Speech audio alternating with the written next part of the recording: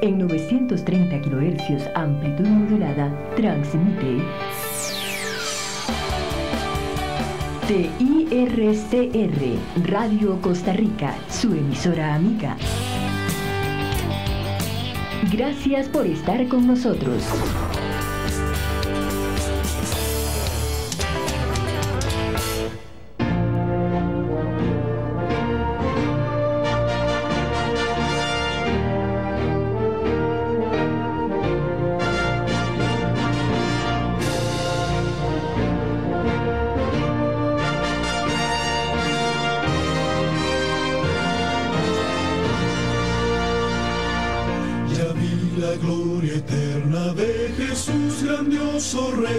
Rey de reyes de este mundo majestuoso y con poder, su regreso ya anuncia con señales por doquier, venciendo bien el rey. Muy buenos días, mi querido hermano y mi querida hermana. Estamos contentos, felices de estar otra vez compartiendo palabra de Dios para cada uno de los que estamos escuchando. Estamos viendo a través de las frecuencias en Radio Costa Rica y en Canal 19 también, o a través de YouTube. Es un día importante. El tema para esta semana o para este día se llama el sacerdocio de todos los creyentes. El sacerdocio de todos los creyentes. Vamos a iniciar con este tema con un estudio pequeño, básico de lo que es el santuario. Pero antes de dar inicio al tema, quisiera, como siempre, tener una lectura bíblica. Después de la lectura tenemos la oración y después de la oración damos inicio al tema. La lectura bíblica se encuentra en Hebreos capítulo 8 y versículo 1. Hebreos capítulo 8, versículo 1 y versículo 2 leemos. Dice: así que la suma de todo lo que hemos dicho es, la suma, o sea, lo más importante. Tenemos tal sumo sacerdote, el cual está sentado a la diestra del trono de la majestad de los cielos. Nos habla acá en Hebreos de que tenemos presente un sumo sacerdote, o el cual dice que está sentado a la diestra de la majestad del trono de los cielos. Ministro, ese sacerdote del santuario y del verdadero tabernáculo que el Señor levantó y no el hombre. O sea que la cita nos indica de que hoy en día hay un sacerdote, un sumo sacerdote. Ese sumo sacerdote se llama Jesucristo, nuestro Señor. Él, cuando vino acá a la tierra, vino como profeta, pero hoy en día su labor allá en el cielo es como sumo sacerdote. Eso lo dice Hebreos. Ahora bien, también nos dice ministro, que es ministro del santuario. Ahora, cuando hablamos del santuario, siempre nuestra mente nos lleva al santuario terrenal. El santuario en el tiempo de Moisés, en el tiempo de David, el santuario en el tiempo de Israel. Sin embargo, nos dice acá que este sumo sacerdote, Jesucristo, nuestro sumo sacerdote, nuestro gran sumo sacerdote, es ministro del santuario. Pero no este santuario terrenal, sino dice el verdadero tabernáculo que levantó el Señor y no el hombre. Con estas palabras, mi hermano y hermano, estamos viendo, leyendo, estudiando que hay un tabernáculo, hay un santuario allá en el cielo, el verdadero tabernáculo, el verdadero santuario, y Jesucristo es nuestro sumo sacerdote allá en el santuario. Ahora, ¿qué es lo que se hace allá en el santuario? Para usted poder saber qué es lo que se hace allá en el santuario, tenemos que ver el tipo que es el santuario terrenal y poder identificar cada una de las partes, porque lo mismo que se hacía acá en la tierra, que es el plan de salvación a través del santuario, es lo que se hace en el cielo. Por eso es importante que estudiemos el santuario. Es muy importante estudiar el santuario terrenal para poder comprender el santuario celestial. Es importante estudiar Levítico, Éxodo y los primeros 5 libros de la Biblia en este caso, para poder entender Hebreos. Pero muchas veces no entendemos Hebreos, o se dan explicaciones incorrectas sobre Hebreos porque no se estudia lo que es el tipo, lo que es Génesis, Éxodo, Levítico, Números, Deuteronomio y otros libros de la Biblia que tienen que ver con el asunto del santuario. Por tanto, vamos a elevar una oración al cielo para poder dar inicio a este tema. Oramos. Padre nuestro que estás en los cielos, te damos gracias por un día más de vida que nos das, por el privilegio, Señor, de poder predicar, de poder hablar, de poder estudiar, Señor. Te pedimos que nos bendigas, Señor, y que nos ayudes hablar claramente, con claridad, Señor, este tema tan importante, el tema del santuario, el tema del sacerdocio, el tema, Señor, de tú, Señor, ya como sumo sacerdote. Bendice cada una de las personas que nos escuchan a través de Radio Costa Rica, a través de Canal 19. El día de hoy, otro día en futuro, Señor, que tú puedas estar con cada uno y que puedas ayudarnos, Señor, a comprender, pero también a revisar, a escudriñar, a estudiar para poder saber por nosotros mismos lo que estamos estudiando y lo que es correcto en este caso. Te pedimos tu dirección, tu ayuda, tu bendición, en el nombre de Jesucristo. Amén y amén. El sacerdocio de todos los creyentes es el primer tema, o el primero de los temas sobre lo que respecta a este estudio básico sobre el santuario. Entonces, primeramente queremos ir a una cita que se encuentra en Génesis capítulo 2 y versículo 16. Génesis capítulo 2 y versículo 16 nos habla de antes de que el pecado entrara al mundo, y en ese tiempo, antes de que el pecado entrara al mundo, estaba hecho el paraíso, el Edén, la tierra, estaba recién hecha. No se ocupaba en ese tiempo santuario, no se ocupaba sacerdote, no se ocupaba altar, no se ocupaba nada de esto. ¿Por qué? Porque no había pecado en la tierra. Nos dice Génesis capítulo 2, versículo 16, nos dice: mandó Jehová Dios al hombre diciendo: de todo árbol del huerto comerás, mas del árbol de la ciencia del bien y del mal no comerás, porque el día que de él comieres ciertamente morirás. Entonces nos dice acá que cuando Dios hace al hombre, cuando hace todas las cosas, pone en el Edén dos árboles, en este caso pone muchos árboles con muchas frutas y con muchas cosas deliciosas para poder comer, pero en estos árboles pone dos árboles, uno en medio del huerto que se llama el árbol de la vida, pero también hay otro árbol que se llama el árbol de la ciencia del bien y el mal. La única condición para el hombre en este caso era no comer de este árbol que se llamaba el árbol de la ciencia del bien y del mal, o el árbol de la sabiduría, le dicen algunos. Este árbol no se podía comer. Había cantidad de árboles con cantidad de frutos. Si los frutos de hoy en día, mi hermano y hermana, a usted le gusta, son deliciosos porque son deliciosos y son ricos, ahora en ese tiempo eran más todavía. Sin embargo, vemos que Adán y Eva podían comer, podían tomar de todos los frutos que había en el huerto. Sin embargo, había uno que no podían comer. Ahora, ¿era fácil poder obedecer a Dios en este caso o era difícil? Vemos que era fácil, porque solamente una cosa no podían comer. Sin embargo, lamentablemente ellos comen de esto, pero antes de que ellos comieran no había pecado en la tierra. Al no haber pecado en la tierra, no se había necesidad de altar, no había necesidad de sacerdote, no había necesidad de estas cosas. Sin embargo, ¿qué es lo que pasa después? Que ellos cometen pecado. Génesis capítulo 3 versículo 6 nos habla de esto. Génesis 3:6 nos dice: vio la mujer que el árbol era bueno para comer. Imagínese usted, si lee los primeros versículos se da cuenta de que llega Satanás en forma de serpiente, la engaña y todo ese asunto, pero después de esto dice que vio la mujer que el árbol era bueno para comer, que era agradable a los ojos y el árbol codiciable para alcanzar sabiduría. Tomó su fruto y comió, y dio también a su marido, el cual comió así como ella. O sea, los dos comen de este fruto del árbol de la ciencia del bien y del mal. Fueron abiertos los ojos de ambos y conocieron que estaban desnudos. Cosieron hojas de higuera y se hicieron delantales. Entonces vemos que los dos comen. Al comer ven su desnudez. Recuerde que al principio ellos estaban vestidos con un halo de luz. Esa era su vestidura. Por eso nos dice Romanos capítulo 6, versículo 23. 6:23 nos dice, vamos a ver si encuentro el versículo rápidamente por acá, para leerlo directamente de la palabra.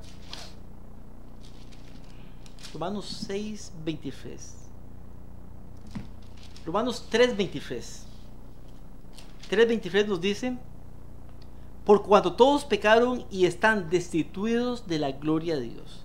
O sea, ¿qué es lo que hace el pecado? Nos destituye de la gloria de Dios. Adán y Eva fueron destituidos de esa luz, de esa gloria con la cual estaban vestidos. Ahora, ¿qué hacen ellos cuando se dan cuenta de que están desnudos? Dice que cosen ropas, o hojas más bien, de higuera, y de esa ropa, o más bien de esas hojas de higuera, hicieron ropa, hicieron delantales, dice en este caso. O sea, quisieron tapar el pecado, tapar su desnudez con su propia justicia. Sin embargo, no era con ropas o con hojas de higuera como Dios quería, que ellos pudieran tapar su desnudez o en este caso su pecado. Génesis capítulo 3 versículo 21 nos dice, Génesis 3:21, dice: y Jehová Dios hizo al hombre y a su esposa túnicas de pieles y lo vistió. Dice que le hizo al hombre y a la mujer, a su esposa, túnicas de pieles. ¿Qué hizo el hombre y la mujer? Hicieron túnicas o hicieron ropa, delantal, dice acá en este caso, de hojas de higuera. Pero Dios lo que le hizo fue túnicas de pieles y los vistió. Ahora, recordemos que cuando el hombre comete pecado, el hombre es sacado del Edén. Ahora, ¿qué pasaba cuando el hombre estaba dentro del Edén? El hombre dentro del Edén podía comer del árbol de la vida. Ahora, ¿qué pasaba si el hombre comía del árbol de la vida? Si el hombre comía del árbol de la vida, no iba a morir, iba a vivir eternamente. Ahora, cuando el hombre es sacado del Edén, ¿qué pasa ahora? No puede comer del árbol de la vida. Al no poder comer del árbol de la vida, entonces no va a vivir eternamente, sino que va a ir muriendo, va a sufrir enfermedades, va a sufrir vejez, o sea, va a morir en algún momento. Ahora, es interesante esto, pero nos dice también que el hombre la paga el pecado de la muerte. Eso nos dice Romanos 6:23, la paga el pecado de la muerte. Entonces dice acá que Jehová Dios hizo al hombre y a su mujer túnicas de pieles. Ahora, ¿qué representan esas túnicas de pieles? Para poder hacer una túnica de piel, la piel pertenece a un animal que estaba vivo. Entonces tuvieron que haber matado a un animal para poder vestir al hombre. ¿Qué tipo de animal? No sabemos. ¿Cuántos animales? Tal vez 2, muy probablemente, pero tampoco lo dice acá. Pero probablemente eran 2 animales, probablemente eran corderos, eran ovejas que fueron muertos para poder vestir a ellos y cubrirlos de su desnudez. Ahora, ¿qué representa este cordero en este caso? Este cordero sabemos que representa a Jesucristo, que es el Cordero de Dios que quita el pecado del mundo. Ahora, Jesucristo es el símbolo de este cordero. Si leemos Apocalipsis capítulo 13 y versículo 8, Apocalipsis 13:8 nos dice, y ve qué interesante cita. Apocalipsis 13:8 nos dice, le adoraron todos los moradores de la tierra, cuyos nombres no están escritos en el libro de la vida del Cordero. Dice que hay un poder que es adorado por todos los hombres de la tierra, cuyos nombres no están escritos en el libro de la vida del Cordero. Y hablando del Cordero dice, el cual fue inmolado, o sea, muerto desde la fundación del mundo. Nos dice acá, que ese Cordero fue muerto desde la fundación del mundo. Ahora, cuando vamos a Jesucristo, nos damos cuenta de que Jesucristo no murió desde la fundación del mundo, desde la creación del mundo. Jesucristo murió por nuestros pecados hace 2000 años. Pero ¿por qué este versículo dice, el cual fue inmolado desde la fundación del mundo? Porque antes de que el mundo fuera creado, antes de que el hombre aún y la mujer fueran creados, ya Jesucristo se había entregado, ya se había dado como el Cordero de Dios que quita el pecado del mundo. Ya había ofrecido su vida en lugar del pecador. Por eso dice el Cordero, el cual fue inmolado desde la fundación del mundo. Si leemos Tito capítulo 1 y versículo 2, nos dice así. Tito 1:2, antes de Hebreo, después de Timoteo, nos dice Tito 1:2, hablando de Jesucristo, dice, en la esperanza de vida eterna, la cual Dios no puede mentir, prometió desde antes del principio de los siglos. ¿Cuándo fue prometida la vida eterna? Dice desde antes del principio de los siglos, o sea, antes de que el hombre fuera creado. Ya la vida eterna había sido prometida. Ya Jesucristo había ofrecido su vida en sacrificio por el hombre. Ya había habido un concilio en el cielo. Y el Padre, que amaba al mundo antes de que existiera, ya había dado su Hijo para que todo aquel que cree en Él no se pierda, mas tenga vida eterna. Juan capítulo 1 y versículo 29 nos dice de ese Cordero. Dice, he aquí el Cordero de Dios. Señalando Juan el Bautista a Jesucristo, dice, he aquí el Cordero de Dios que quita el pecado del mundo. ¿Qué representa el Cordero con el cual Adán y Eva fueron vestidos? Representa a Jesucristo. ¿Por qué? Porque tenía que morir un Cordero para que ellos no fueran a morir la muerte eterna en este caso. O sea, el Cordero que moría por ellos. Ellos pecaron, merecían morir, porque la paga el pecado de la muerte Ahora, no mueren porque Jesucristo ofrece su vida. Hebreos capítulo 8 y versículo 3. Hebreos capítulo 8 y versículo 3 nos dice, Hebreos 8:3 nos dice, hablando del sacerdocio, dice, porque todo sumo sacerdote es constituido para presentar ofrendas y sacrificios, por lo cual es necesario que también éste tenga algo que ofrecer. Dice que todo sumo sacerdote, aquí hablando de Jesucristo, pero dice que todo sacerdote también tiene que presentar ofrendas y sacrificios.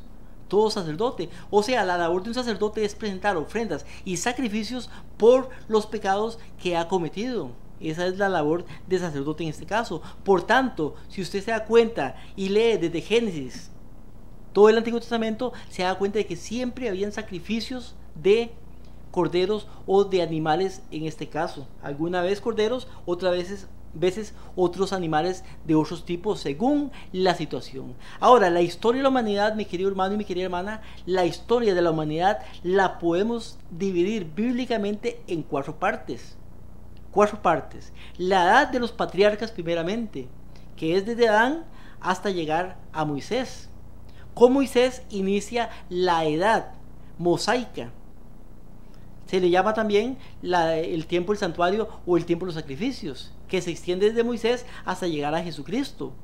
Después de eso sigue la tercera edad, que empieza con Jesucristo, que se llama la edad cristiana, que empieza desde Jesucristo y llega hasta nuestros tiempos. Pero después de esta edad viene un pequeño tiempo, que es el tiempo de los 144,000, donde incluye el tiempo de persecución final, donde incluye el periodo en que no se puede comprar ni vender, donde incluye el periodo de la marca de la bestia y ese tipo de periodos. Entonces la historia la dividimos. Ahora, si vamos al principio, a la edad de los patriarcas, en el tiempo de los patriarcas eran los sacerdotes que hacían sacrificio por sus familias, por sus hijos, por su esposa y por sus familias.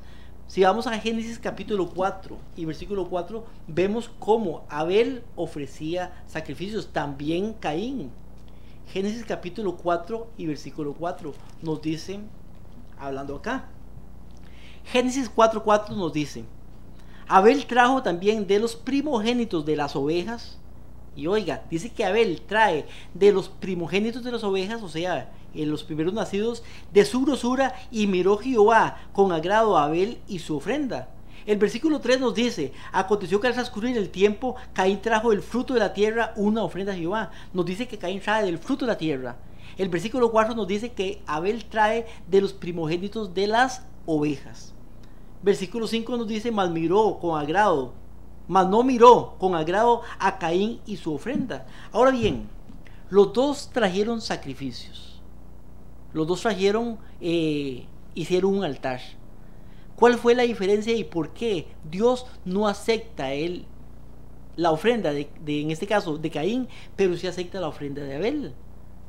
Dice, la ofrenda de Caín, ¿qué era? Dice, Caín trajo del fruto de la tierra. Y esa es la diferencia, trajo del fruto de la tierra. ¿Qué es lo que trae Abel? Dice que Abel trae de los primogénitos de las ovejas. Ahora, ¿qué es la diferencia acá? Nos dice en Hebreos capítulo 9, versículo 22, que sin derramamiento de sangre no hay remisión de pecados. ¿Qué dice Hebreos 9, 22? Dice que sin derramamiento de sangre no hay remisión de pecados. O sea, para que haya remisión de pecados, para que haya perdón de pecados, para que haya expiación de pecados, ¿qué tiene que haber? Derramamiento de sangre. Ahora, eso lo dice Dios. Entonces, Caín y Abel, los dos hermanos, hijos de Adán, estaban instruidos en esto, sabían que tenía que haber derramamiento de sangre, que la sangre de un cordero tenía que ser derramada para que hubiera remisión de pecados, para que hubiera perdón de pecados. Sin embargo, ¿qué sucede? Que Abel trae lo mejor de sus primogénitos, de las ovejas, y ofrece sacrificio, pero Caín trae de la tierra. Trae una ofrenda de la tierra. ¿Por qué? Porque Caín quiso obedecer a Dios según lo que a él le parecía, según lo que él creía. Él no pensó que Dios se fuera a ofender por esto. Él dice, bueno, yo voy a hacer sacrificio, pero no voy a llevar un animal. Voy a llevar de la ofrenda de la tierra porque yo soy labrador. Claro, él podía haber hecho negocio con Abel en este caso y haberle cambiado de el fruto de la tierra por alguna oveja. ¿Por qué? Porque él tenía que ofrecer una oveja o un cordero como sacrificio para que hubiera remisión de pecados. Sin embargo, al igual que Caín, pasa hoy en día. Muchas personas queremos servir a Dios, queremos seguir a Dios como nosotros queremos, no como Dios quiere. Ahora, ¿qué pasó? Que Dios no miró con agrado la ofrenda de Caín, porque no era como él decía, no era como él había instruido, no era como él quería, sino era como Caín quería, como el hombre quería. ¿Qué pasa con nosotros hoy en día, mi hermano y mi hermana? Que queremos agradarle a Dios como yo quiero. No, es que a mí me parece que el caso del sábado y el domingo, el domingo es el día, o sea, ¿qué importa? ¿Qué tiene de malo un día y otro día? Pero no es el día que yo elijo, es el día que Dios elige, es el día que Dios decide. Y la palabra dice: acuérdate el día sábado para santificarlo, 6 días trabajarás y harás toda tu obra. Por tanto, ¿a quién hay que obedecer? ¿Lo que dice el hombre o lo que yo creo mejor? Porque a veces creemos que somos más inteligentes que Dios. Caín pensó que era más inteligente y que él podía obedecer a Dios como él quería. Sin embargo, eso le trajo problemas, en este caso a Caín. Entonces la ofrenda de Caín no fue aceptada porque no había sangre en su ofrenda. Sin embargo, vemos que en este caso Abel ofrece una ofrenda aceptable para Dios. Génesis capítulo 8 y versículo 20, hablándonos de Noé en este caso, Génesis 8:20, nos dice: edificó Noé un altar y tomó de todo animal limpio y de toda ave limpia y ofreció holocausto en el altar. Dice que Noé también ofrece holocausto en el altar. Vemos que ellos eran sacerdotes y que ofrecían holocaustos, ofrecían sacrificios en este caso. Eso es en el tiempo, estamos hablando de los patriarcas. Génesis capítulo 12 y versículo 7 nos habla de Abraham. Génesis 12:7, y nos dice: apareció Abraham, Abraham más bien, y le dijo: a tu simiente te daré esta tierra, y edificó allí un altar a Jehová que le había aparecido. ¿Quién edificó un altar? Abraham, y ofreció también holocaustos, en este caso animalitos, corderos o ovejas. Génesis 26:25 nos habla de Isaac. Génesis 26:25, y nos dice que Isaac también ofrece sacrificios.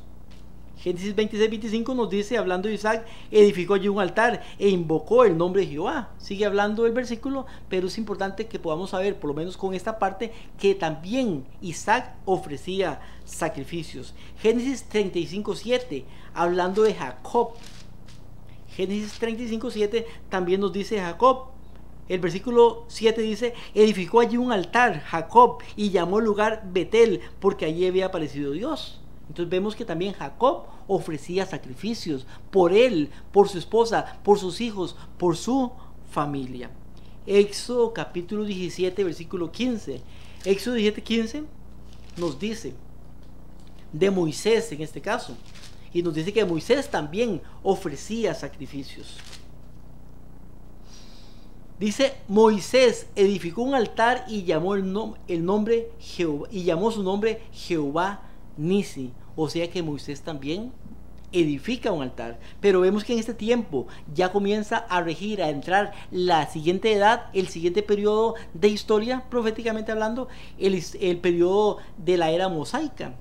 Génesis capítulo 19 versículo 5 nos dice, hablándole ahora al pueblo de Israel: y llega Dios antes de que sean dados los 10 mandamientos, dice: ahora pues, si obedecen mi voz, le está hablando al pueblo de Israel, que ya había salido de Egipto.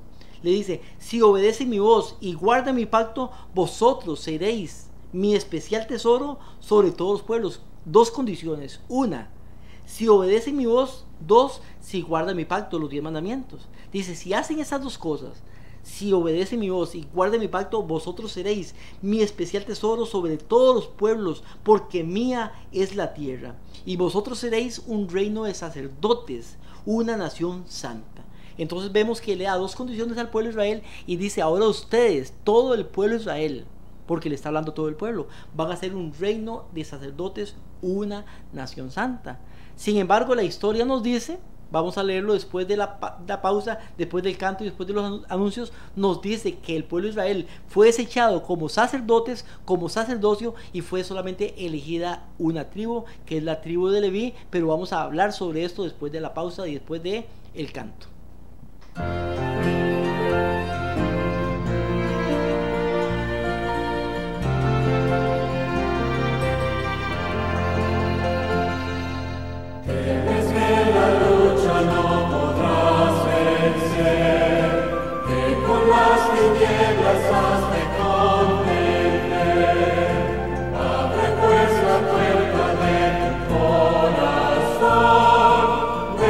Salvador entra.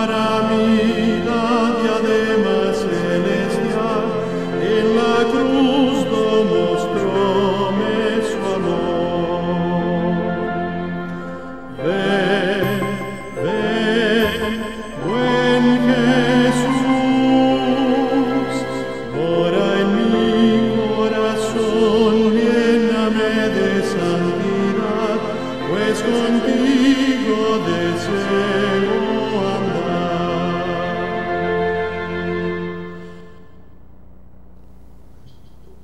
Cuando Moisés subió al monte, Dios le da los 10 mandamientos. Acabamos de leer que Dios hace un pacto con el pueblo de Israel, Moisés y el pueblo de Israel. En este pacto le da una condición, que son 2 condiciones realmente. Si oyen mi voz y guardan mi pacto, mis leyes, los 10 mandamientos, dice, seréis mi especial tesoro, una nación santa, un pueblo de sacerdotes. Esa era la promesa, pero tenían que guardar la condición. Después de que Moisés sube al monte con Josué, en este caso, y recibe las tablas de la ley, mientras está en el monte con Josué, allá recibiendo las tablas de la ley, él viene bajando con Josué y se da cuenta de que hay bulla en el campamento. Esta historia usted se la sabe, esa historia está escrita en Éxodo capítulo 32. No lo podemos leer todo por el tiempo. Sin embargo, esta historia es una historia conocida. Vemos que el pueblo de Israel se queda en el desierto, en el campamento. Cuando están en el campamento, le piden a Aarón, el hermano de Moisés, le piden a Aarón que les haga un Dios. Acababan de ser dados los mandamientos poco tiempo antes, y ya ellos estaban quebrantando el segundo mandamiento, que dice: no te harás imagen ni semejanza de lo que hay arriba en el cielo ni abajo en la tierra. Estaban quebrando el segundo mandamiento porque se hacen un becerro de oro en este caso. Ahora, ¿qué pasa en ese tiempo?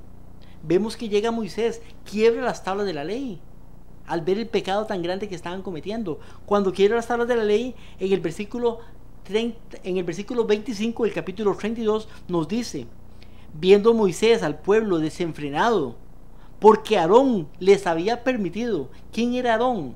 Era el líder en ese momento. Dice que Aarón le había permitido. ¿Y cuántos líderes hoy en día, cuántos pastores, cuántos ministros, cuántos sacerdotes permiten que el pueblo se desenfrene, que el pueblo haga mal? Y no dicen nada, cierran los ojos. ¿Por qué? Porque tal vez son buenos diezmos, porque es el hijo de aquel o el hijo de aquella.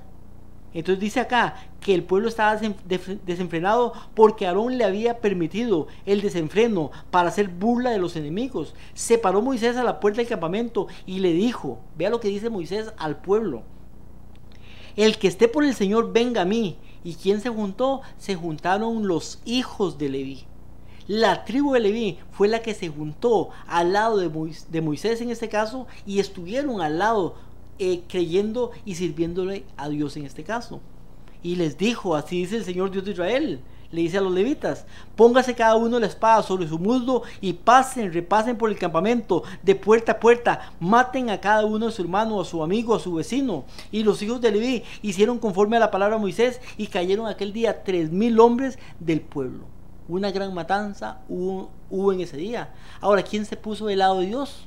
Los levitas. Por tanto, como no hicieron caso a la orden, a la condición que había puesto Dios, habían quebrantado, entonces son desechados como sacerdotes, pero ahora es escogida una tribu. Por eso dice en Números capítulo 8, dice Números capítulo 8 versículo 5: Jehová habló a Moisés diciendo: toma a los levitas de entre los hijos de Israel y espíalos. Versículo 9: harás llegar a los levitas delante del tabernáculo de la congregación, y juntarás toda la congregación de los hijos de Israel. Los levitas eran llevados ante toda la congregación, o sea, todo el pueblo. Cuando hayas hecho llegar a los levitas delante de Jehová, pondrá a los hijos de Israel sus manos sobre los levitas. Dice que todos los hijos de Israel iban a poner las manos así sobre los levitas. Y ofrecerá a Aarón los levitas delante de Jehová en ofrenda de los hijos de Israel, y servirán en el ministerio de Jehová. En ese tiempo, mediante la imposición de manos, son apartados los levitas como la tribu que va a servir en el tabernáculo que va a ser hecho, que es hecho en el santuario en este caso.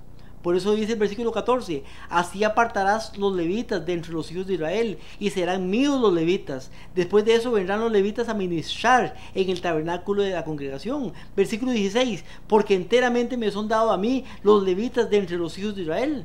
O sea, los hijos de Israel, en este caso los levitas, es la tribu apartada para el servicio del santuario, para el ministerio del santuario. Ahora, es importante también que podamos ver algo. Porque mucha gente piensa o dice que los levitas eran los sacerdotes de Israel. La tribu de Leví no fue apartada como la tribu sacerdotal, no, eso es incorrecto. La tribu de Leví fue apartada para ministrar en el santuario, pero los sacerdotes no eran la tribu de Leví. Recuerde que Leví tuvo 3 hijos. De uno de esos hijos viene Moisés y viene Aarón. Ahora, Aarón, que viene de una ramificación de esas de Aarón, tiene 4 hijos. Y Aarón y sus hijos son los que son llamados como sacerdotes, no los levitas, sino de los levitas, Aarón y sus hijos. Leemos Números capítulo 3 y versículo 1. Números 3:1 dice: esta es la descendencia de Aarón y de Moisés, como quedó registrada cuando el Señor le habló a Moisés en el monte Sinaí. Los nombres de los hijos de Aarón eran Nabat, Abiú, Eleazar e Itamar. Estos hijos de Aarón fueron ungidos y ordenados para ministrar como sacerdotes. ¿Quiénes? Los hijos de Aarón fueron ungidos para ministrar como sacerdotes. Pero Nabat y Abiú murieron en la presencia del Señor en el desierto de Sinaí, cuando quemaron ante él una clase de fuego diferente a la que él había ordenado, ya que ellos no tuvieron hijos. Solo Eleazar e Itamar quedaron para ministrar como sacerdotes junto a su padre Aarón. ¿Quiénes? Dice Eleazar e Itamar y Aarón. O sea, Aarón y sus 2 hijos son los que quedaron para ministrar como sacerdotes. ¿Cuántos levitas habían en ese tiempo? Si usted lee un versículo más adelante, se da cuenta de que habían 22,000 levitas, según el censo que habían hecho. Pero de esos 22,000 levitas, solamente Aarón y sus 2 hijos eran los que eran llamados para ministrar como sacerdotes. Los demás levitas eran llamados para ayudar en el servicio del santuario, pero no como sacerdotes. Números 3:5 dice: entonces el Señor dijo a Moisés: llama a los de la tribu de Leví, que pasen adelante y preséntalos al sacerdote Aarón para que sean sus ayudantes. ¿Los ayudantes de quién? De Aarón. Servirán a Aarón y a toda la comunidad en el desempeño de sus deberes sagrados dentro y alrededor del tabernáculo. También cuidarán de todo el mobiliario de la carpa sagrada. Servirán en el tabernáculo en representación de todos los israelitas.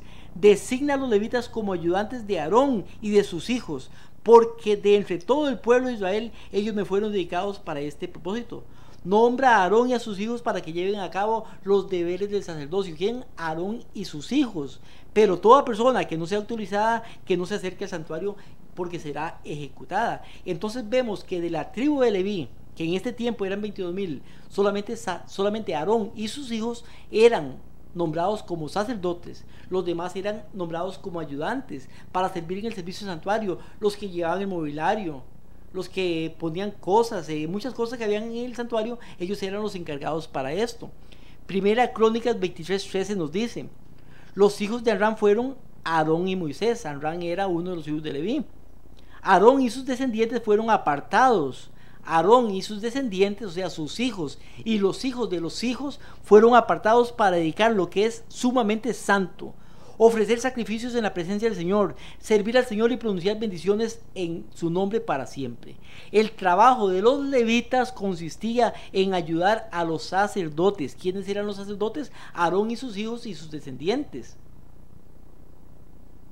Dice, el trabajo de los levitas, Primera Crónicas 23:28, consistía, Primera Crónicas 23:28, es importante que lo apunte.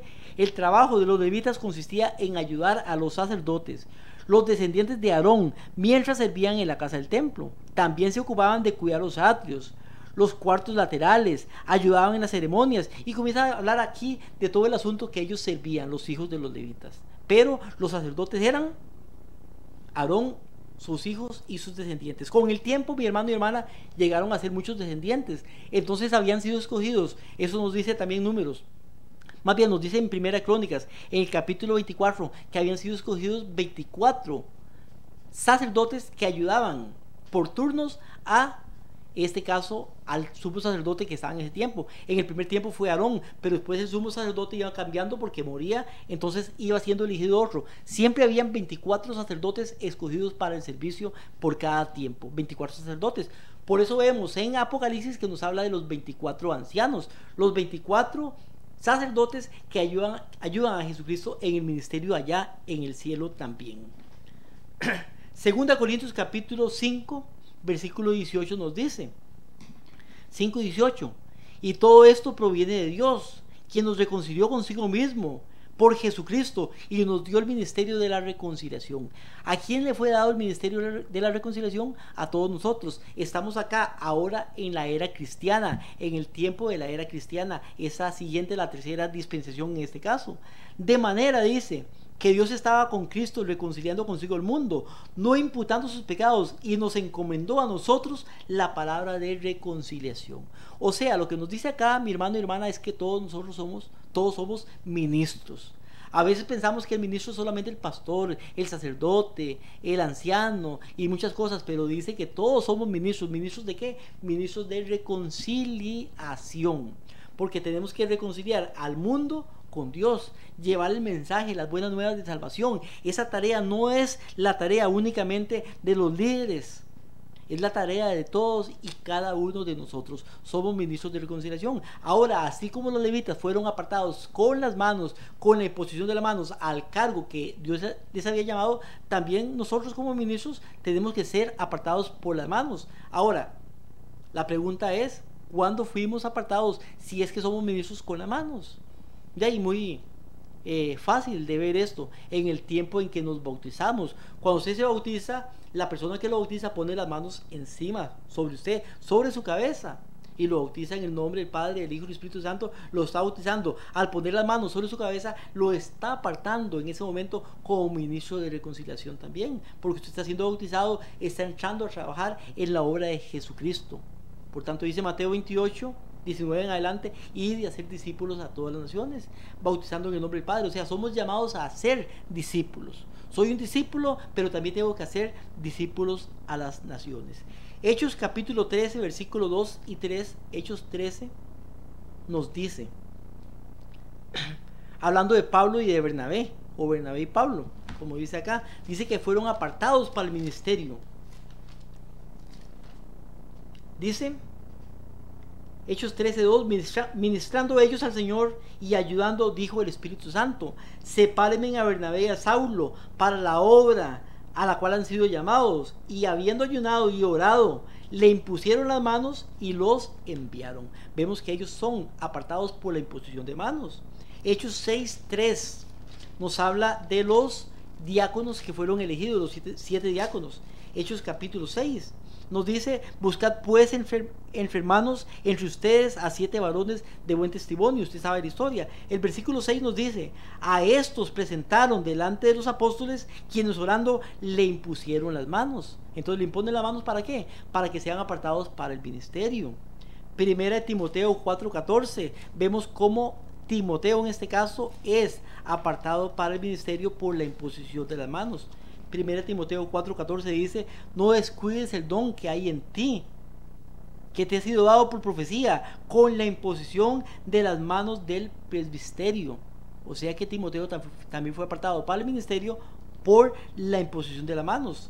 1 Timoteo 5:22 nos dice, no impongas con ligereza las manos a ninguno.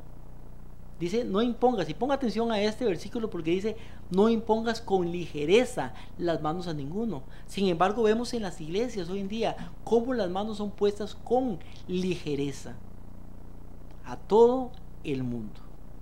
Pero aquí dice, no impongas con ligereza. Ahora, cuando somos bautizados, después de haber recibido estudios, después de haber aceptado a Jesucristo como nuestro Señor y Salvador, después de saber qué es lo que estamos haciendo, entonces somos bautizados y la persona que nos bautiza pone las manos sobre nuestra cabeza, o sea, nos está apartando para el ministerio. Somos ministros de reconciliación. Primera de Pedro 2:9. Primera de Pedro 2:9 nos dice,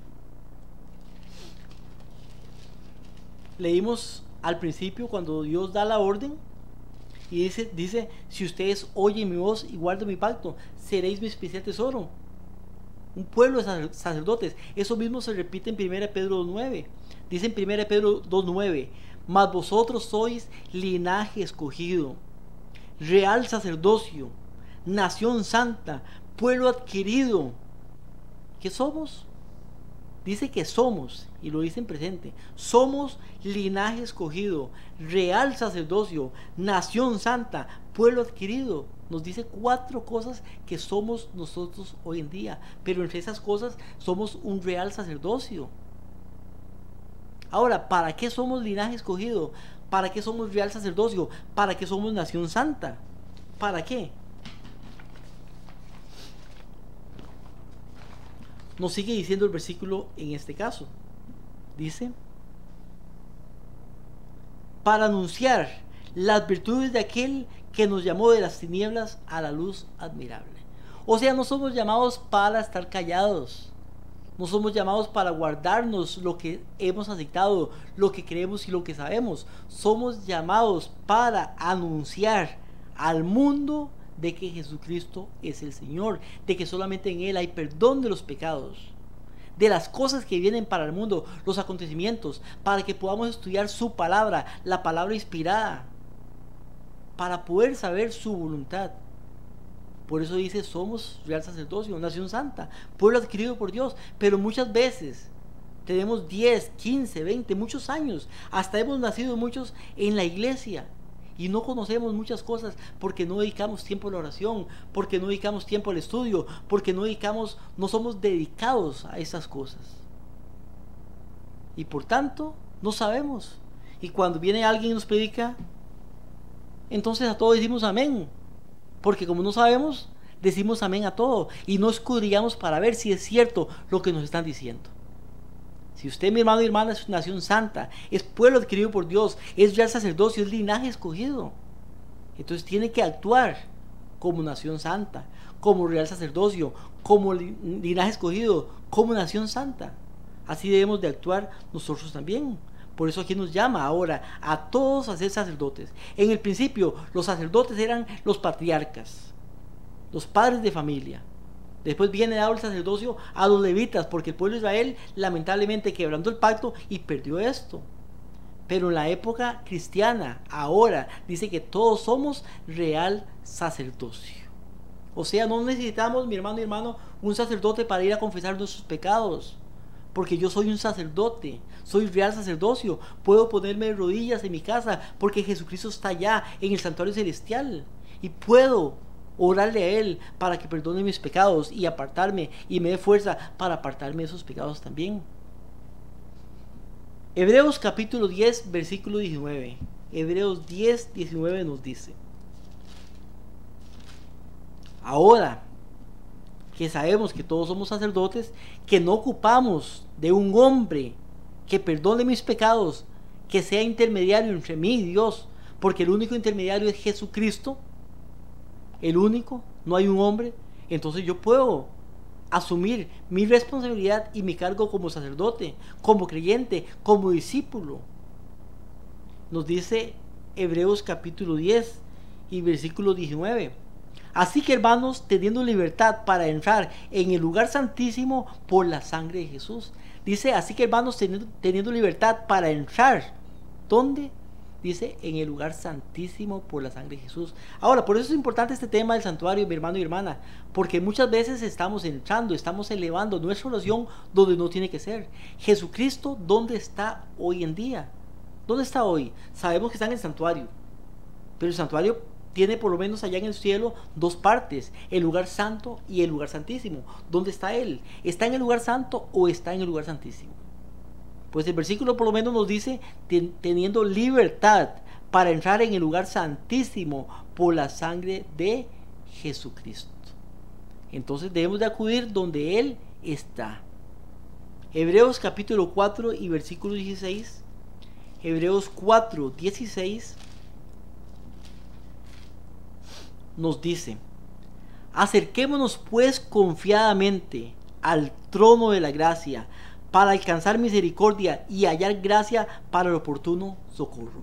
Acerquémonos pues confiadamente, mi hermano y hermana. Nos dice que tengamos confianza. Somos sacerdotes, nación santa. Tengamos confianza de poder acercarnos al trono de la gracia confiadamente. No tenemos que acudir a una persona para poder alcanzar el perdón de los pecados. Es más, Si usted acude a una persona y no acude a Jesucristo, el perdón de los pecados no va a ser borrado del registro de los libros en el cielo, porque en el cielo hay registros de los libros.